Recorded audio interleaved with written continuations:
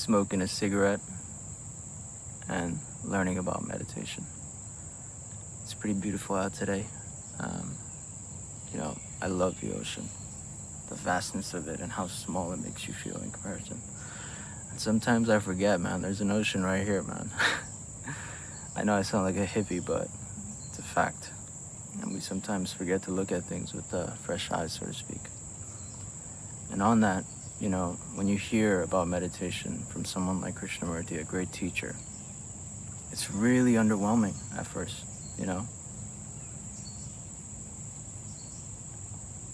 It's not necessarily even that the listener is the one that's underwhelmed. It's that the conditioning.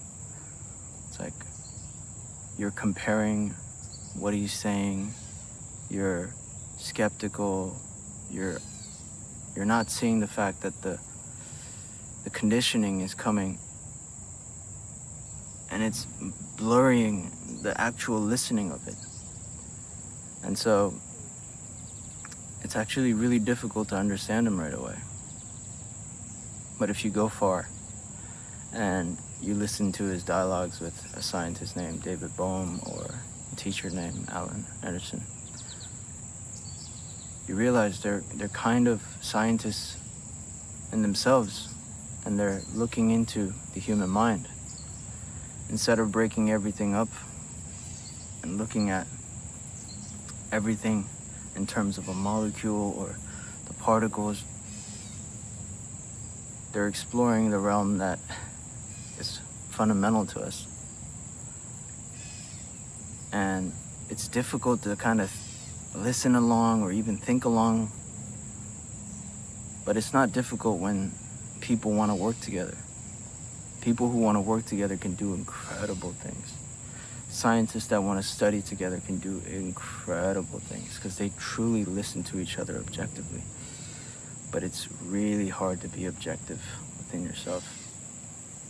And that is what we are looking into under the umbrella of meditation. We're smoking American Spirit Yellow. Have a little black coffee with me. And yeah, that's the video.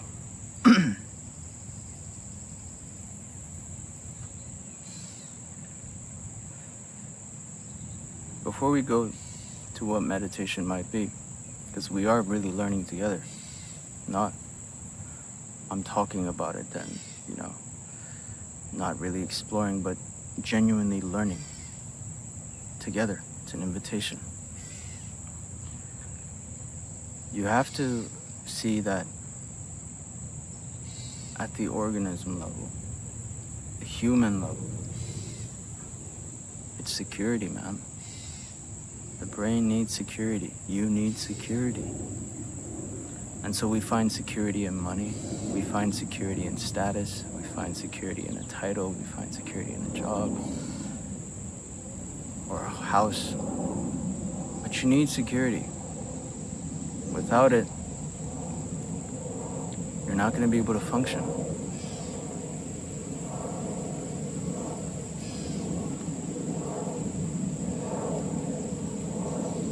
And security implies that there's no fear, that there's no anxiety, no depression. Secure. But seeing that we are so insecure, we create things. Like, what's the most secure thing? It's God. Omniscient, omnipotent, everywhere and nowhere, always watching you. And you feel a great sense of protection, and it really might give you a sense of security. But is it a fact? And so, for someone who goes beyond that, if they're not understood, society has often killed those type of people for having different ideologies, for thinking different. They've gotten rid of them.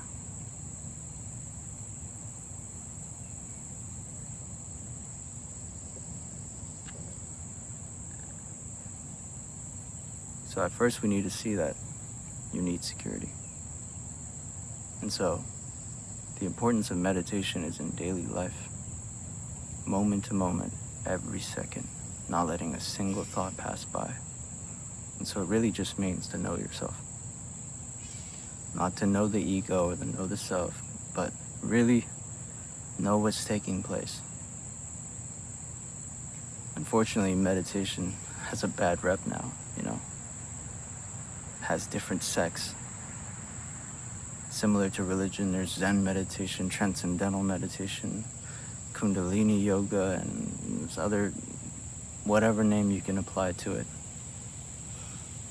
And it seems pretty clear that all of those become a routine to add into your own routine.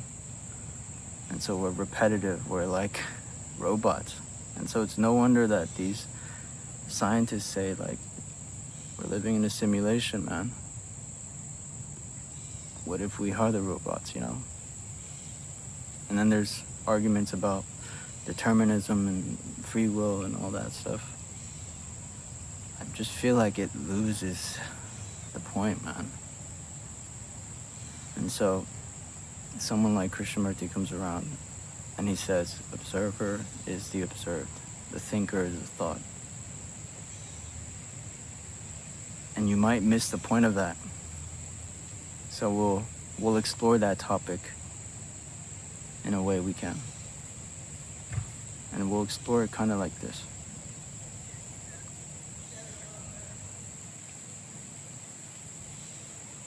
Meditation as we know it is a routine. 15 minutes, you put on your headspace or put on binaural beats and you just sit there. And then thought says, okay, I've done it. Routine, back into repetitive actions. Always a cause and effect in thought. I'm gonna do this, that's gonna happen. And then this, and then that's gonna happen. But you never have time to just surrender. You never have time to just connect with nature. And if you do, you might be called a hippie. You might be, he's just woo-woo, man. He's a bit out there. So you don't get understood. And in observing myself, I realized the first thing that comes about is, how do I do it? And what do I get from it? Because we're conditioned from a young age to always think about returns, always think about reward and punishment. So there's no reward and punishment in just looking. And then we ask, how do I look? How do I observe? Back into desire. And then when you have desire, you have the anxiety of, am I doing it right? Am I deserving? Am I not doing it right? And then the Buddhists would call that samsara, or the cycle of suffering.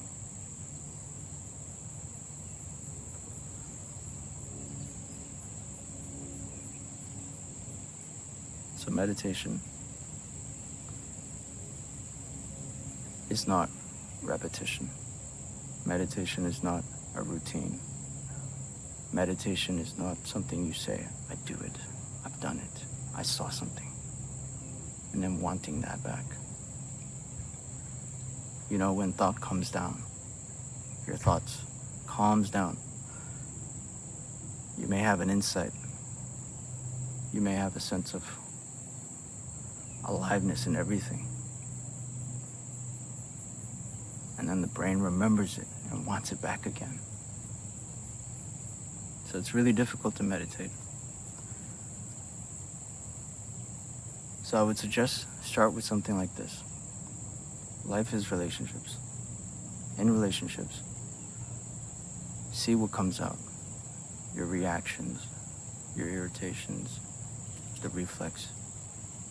You just say, that's a part of me. It's a part of your conditioning.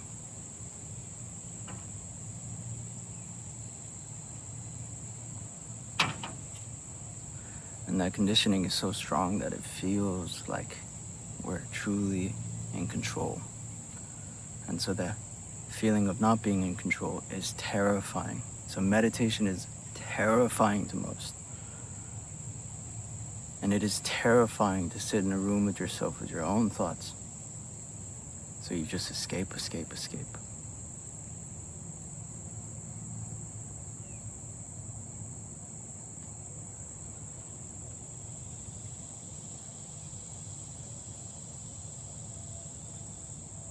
So you sit, or you walk, and observe.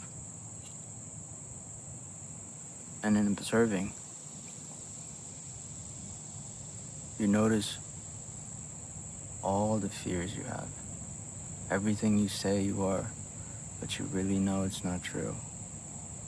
Everything you're pretending to be, your strength, your courage. And you see how shallow it is.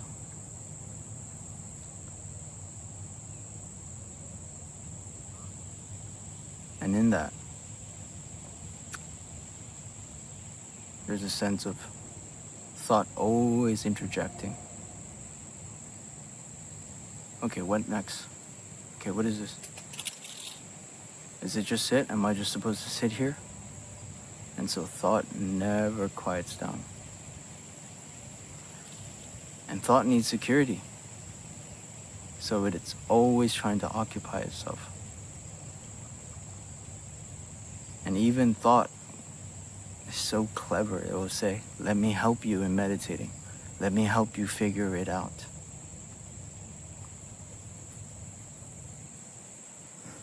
It is so sneaky.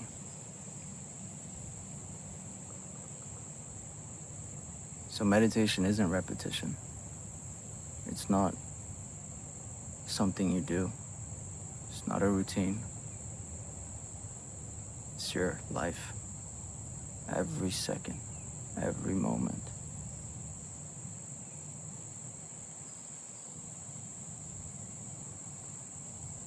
And in that,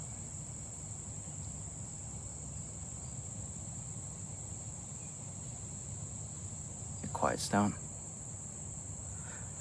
And when it quiets down, it's a bit disturbing because thought always wonders, have I arrived yet? You could be 50, 60 years old, and you say, man, what have I done with my life? All the money, all the status, whatever. Yet I haven't truly lived. And then at 50 and 60, you travel, you go see things, you do whatever. And you say, now I'm gonna truly live. Still in the realm of thought, reward, punishment, pleasure. And so there's never a time where time feels timeless. It just feels like you're on this conveyor belt. You're just kind of stuck in this.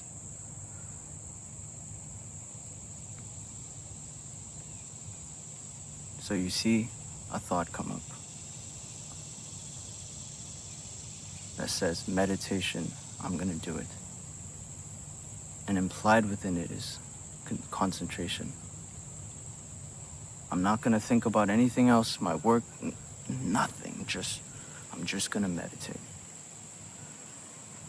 And you try to put on this tunnel vision and you say, I'm gonna do this, and you concentrate, and then there's that frustration that you're not doing it right. But instead of concentrating, attend. Just watch. You look at a tree, you might be thinking, I gotta check my phone for something. And thought immediately says, I don't wanna think about the checking of the phone. I'm gonna look at the tree, I wanna be present, I wanna see. And then that frustration again. But instead, look at the tree, see it for what it is, not just the label or the images, but really look at the depth, the beauty, the aliveness, all the intricate, the lilies, the blossoming. And then you think about, but there's this thing I gotta do. And then notice how your mind goes to that. And then from there, you might have another thought that says, oh man, I gotta meditate and I gotta do. And then watch that again. truly watch, which implies surrendering,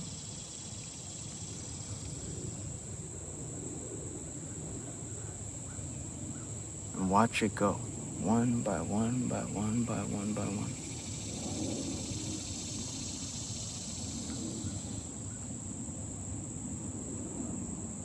And in doing so, you're no longer concentrating, efforting. And in that, there's a sense of presence. And stay to that. Not that that is a destination in itself, but the factory that is creating all these thoughts doesn't have a grip over you. And in that silence,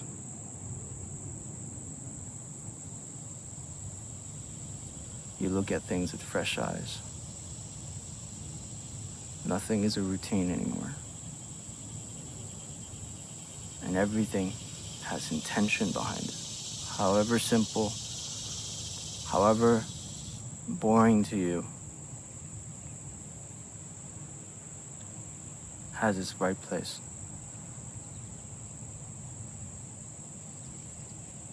And it's not something you do for 5 minutes and then you go back to thinking. Follow that. See where it goes.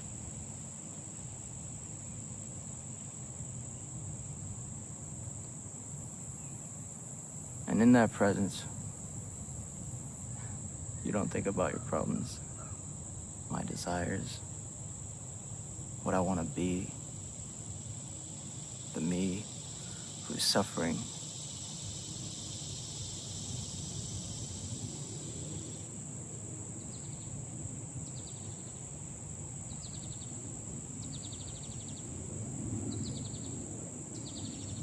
And is that meditation?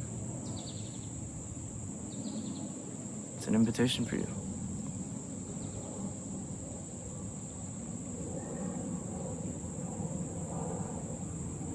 Because after all, it's your life. And it feels like the most fundamental thing that we should be learning. Not how to think, not how to be in a routine, not how to be successful or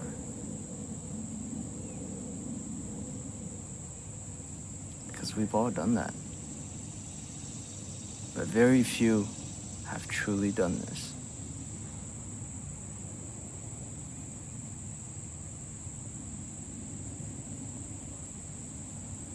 So understanding is never coming to a stop.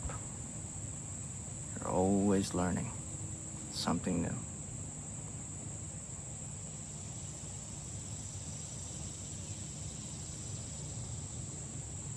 What if history, past, and the future is all just playing out now? But we don't have a sense of that, we just have an idea of that. So instead of being caught in history, be present.